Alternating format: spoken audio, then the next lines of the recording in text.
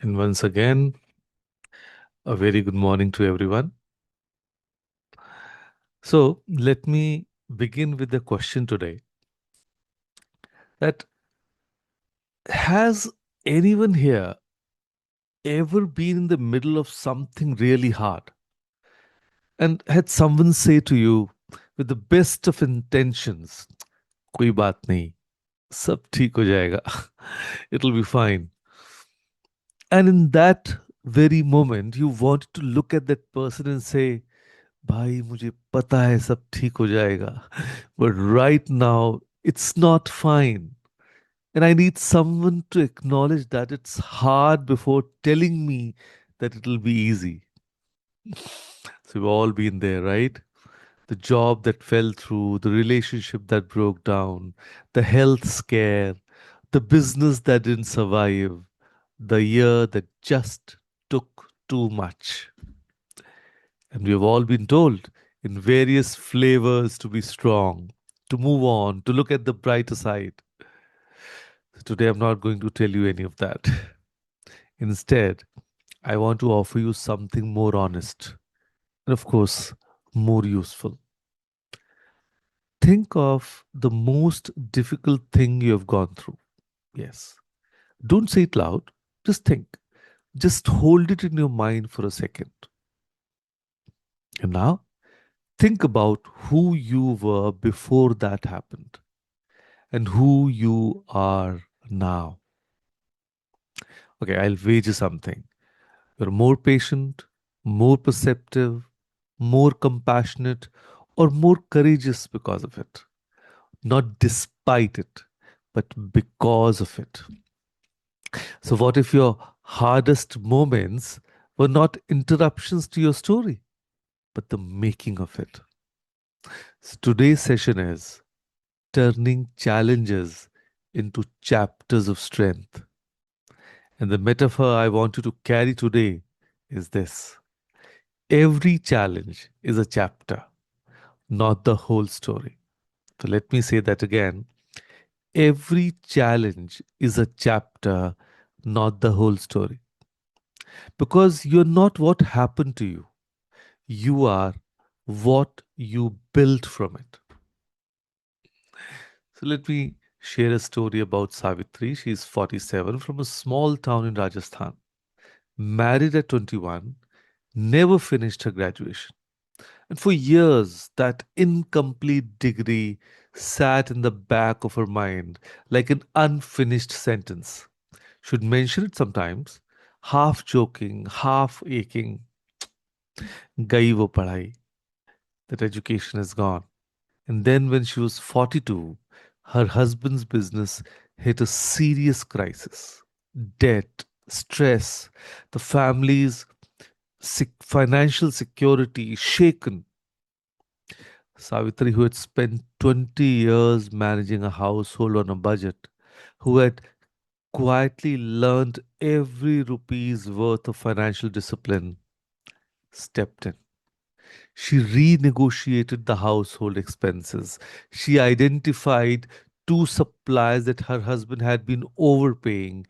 She helped restructure the cash flow. Her husband looked at her one evening and said, तुम्हें कब से ये सब आता है? When did you learn all this? She smiled, हमेशा से, बस जरूरत नहीं थी दिखाने की. Always. There was just no need to show it before. Her challenges hadn't broken her capability. They had been quietly building it.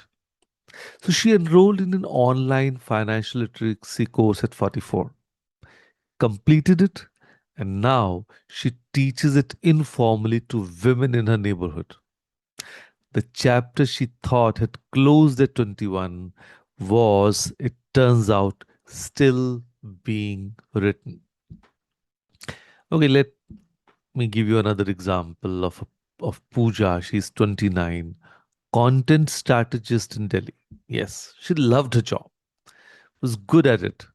Then at 27, she was laid off in a company restructure. So, along with 32 other people on a Tuesday, that too via email. She told me the worst part wasn't the job loss. It was the story I told myself about what it meant. That I wasn't good enough, that the market didn't want me, or that maybe I'd been fooling myself all along. For 3 months, she barely left her flat. She applied half heartedly. Every rejection confirmed the story she already decided was true. And then her older sister, who had been through her own rough stretch years before, said something Pooja didn't expect. Stop trying to skip this chapter. Sit in it. What is it teaching you? Pooja sat in it properly. She realized she'd been doing work she was good at but not lit by. The laid off had forced her to a question she'd been avoiding. What do I actually want? She pivoted, started writing about mental health and workplace culture, things she genuinely cared about. Her first article got 8,000 reads. Today she freelances, earns more than she did before the layoff, and works on her own terms. The email on a Tuesday didn't end her story. It forced her to write a better one. So, gentlemen, I'm going to talk about failure, the public kind. Yes, because in this country, a man's failure, especially a financial or professional one, doesn't just feel personal. It feels like it's happening on a stage with the whole family in the front row. Let me tell you about Arjun. He's 42, former restaurant owner in Chennai. 3 years of everything he had savings, borrowed money, time, identity poured into a restaurant that shut down during the pandemic. He lost the business, he lost the money.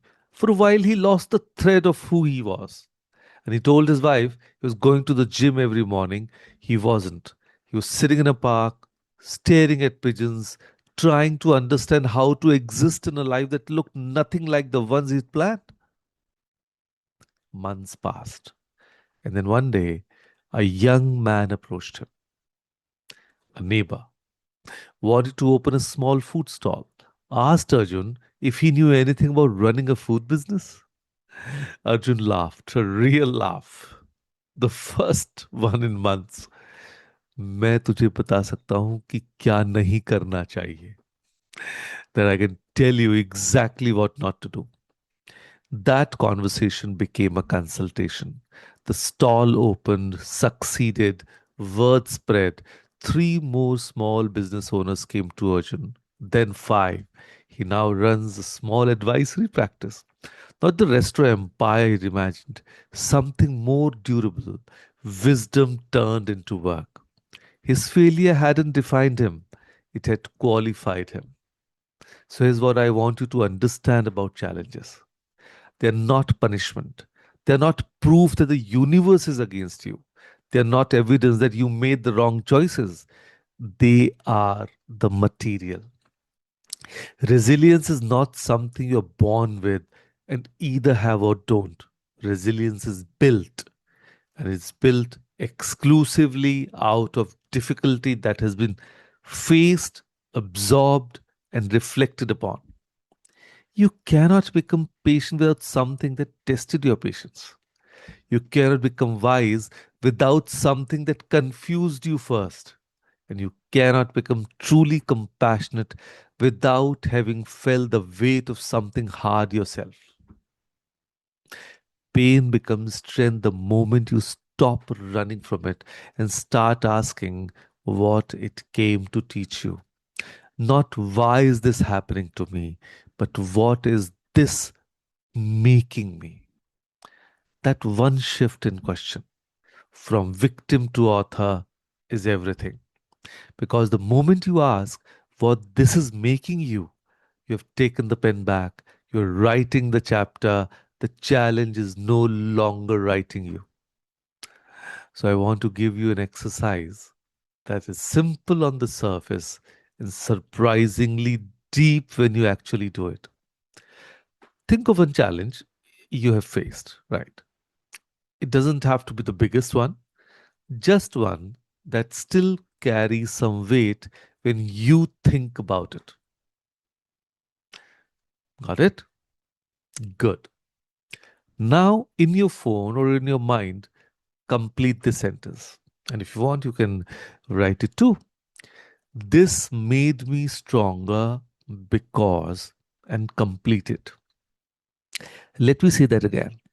This made me stronger because, and complete the sentence.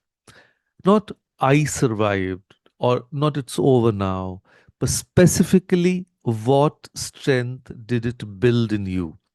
What did you learn about yourself that you couldn't have learned any other way? Did it teach you who your real people are? Or did it show you a capability you didn't know you had?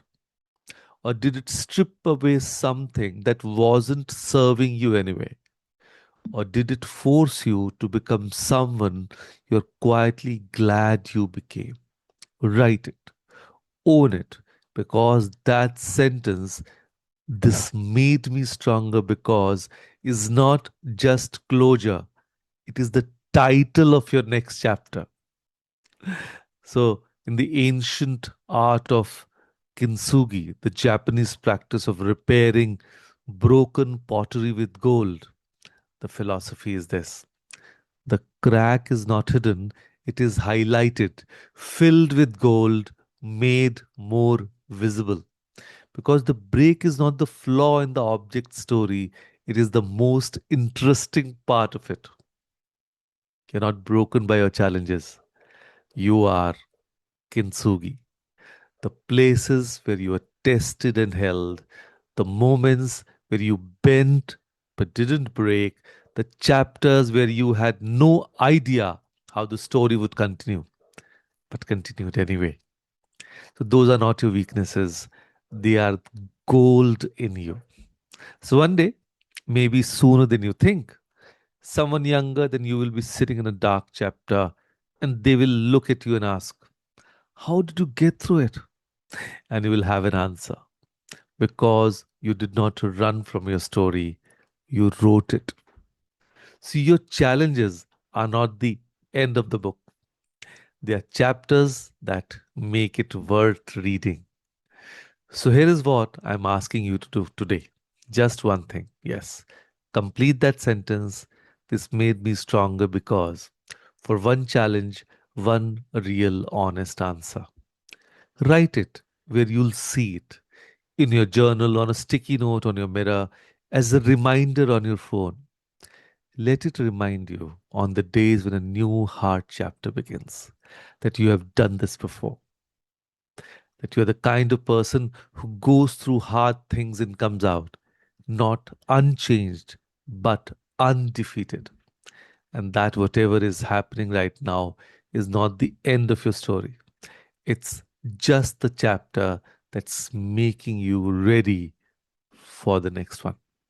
So, with that thought, thank you. Thank you, everyone, for joining us today. Thank you. Thank you, Kapilji. Thank you, Kapilji. Thank you, Sejal ji. Thank you, sir.